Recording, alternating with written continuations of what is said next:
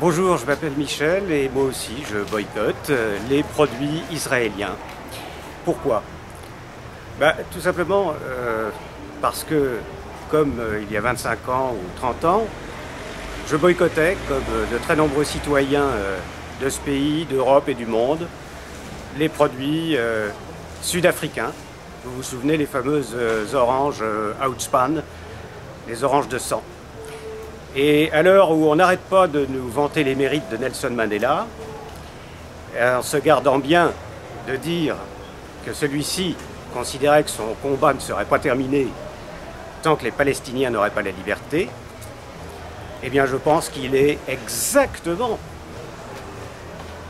à la hauteur du même combat, au moins autant, de boycotter aujourd'hui un État qui, comme Israël, ne respecte pas les droits, les libertés du peuple palestinien. Et ceci d'autant plus que de plus en plus nombreux sont les citoyens dans le monde entier. Depuis maintenant plusieurs années, la guerre du Liban, les bombardements de Gaza, l'assaut contre la flottille humanitaire pour Gaza, assaut meurtrier, il est de plus en plus manifeste que cet État ne respecte pas les lois, le droit international. Et de ce point de vue-là, le chantage à l'antisémitisme ne marche tout simplement plus. C'est un énorme bobard. Et beaucoup de citoyens d'origine juive comme moi, dont un grand-père est revenu du camp de Bergen-Belsen rescapé et est resté malgré la Shoah antisioniste convaincu, de plus en plus nombreux sont aussi les citoyens juifs, et en particulier des citoyens israéliens, à manifester en faveur de ce boycott.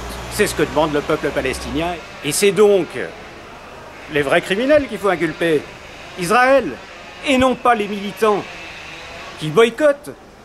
Or, il y a actuellement en France de plus en plus de militants qui, sur injonction du ministère de la Justice, de l'État, de Sarkozy, d'Alliot-Marie et autres, sont inculpés, y compris une sénatrice, Halima Boumedienne-Thierry, sénatrice verte, qui a justement appelé au boycott, et qui est maintenant inculpée